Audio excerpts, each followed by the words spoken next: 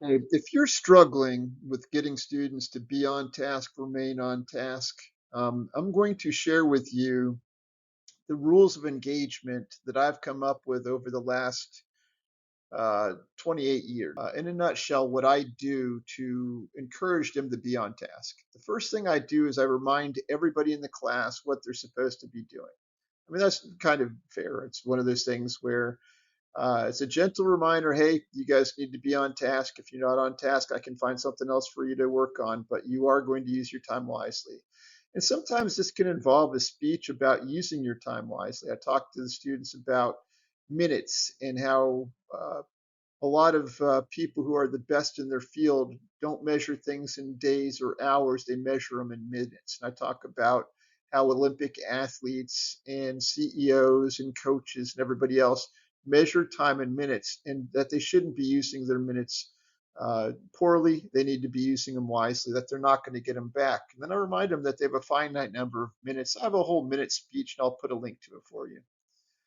The next thing I do is I will circulate and remind those not working.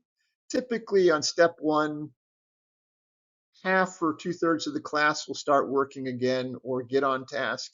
And you've still got students on their cell phones watching cat videos or other things that are distracting them. So at that point, I will walk around to each of them and just gently say, hey, look, you need to use your time wisely. This is just a reminder that this is my time and you need to be using your minutes wisely. And for those who are repeat offenders, you go back to your desk, you take attendance or something. I'll walk over to a couple people, maybe you have 3 or 4 or 5 kids not on task, and I'll use some humor. I'll say, look, Michael, this gray hair right here, you're giving it to me. That gray hair, his name is Michael. And I'll look at the girl next to him and say, and this is Lola over here.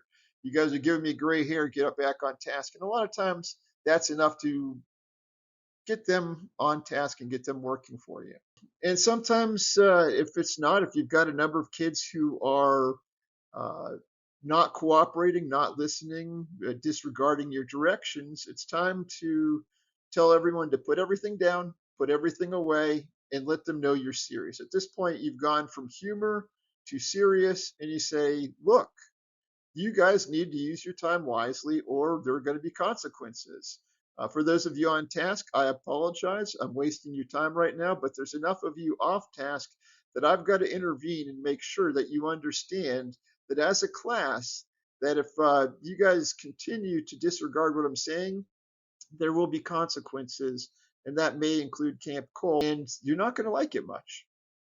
And a lot of times that's enough to get them back on task.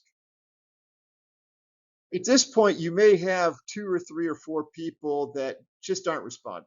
With those people, what I typically do is I will either walk over to their desk and I will go through.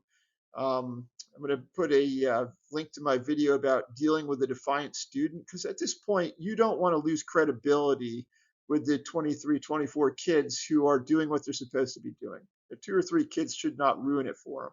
So go through my defiant student checklist, and at this point, you start finding leverage, things that you can leverage to get that student to work on task. That includes parent phone calls, coaches phone calls. I have a whole list, and I'll put a link to that video for you. And every Friday, I will call anybody who has a D or an F or is missing assignments. Like right now, we're going through a 13 module project called Ducks Unlimited.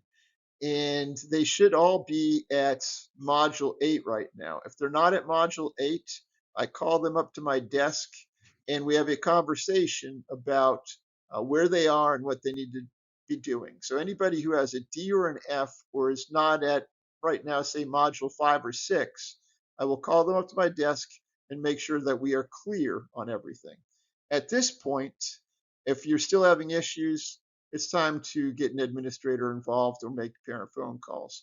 So again, if you, one of the things that you can do is go through my Defiant Student Checklist. I highly recommend you watch that. It will give you some great ways to maintain your relationship with the student, but execute leverage so that they're back on task. You guys keep being heroes, keep being awesome. Have a great school year. Talk to you soon.